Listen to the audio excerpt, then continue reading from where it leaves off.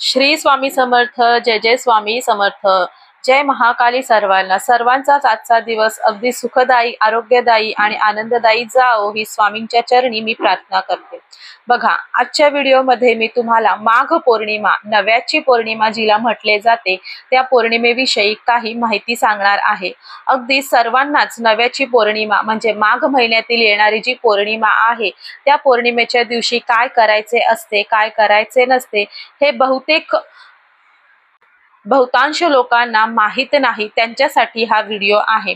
अगदी व्हिडिओ शेवटपर्यंत पहा, मध्ये स्किप करू नका, जेणेकरून नव्याच्या पौर्णिमेला आपल्याला कोणत्या प्रकारची सेवा करायची आहे, नव्याची पौर्णिमा आपल्याला कशा प्रकारची साजरी करायची आहे, हे सर्व काही माहिती मी तुम्हाला या व्हिडिओमध्ये शेअर करत आहे।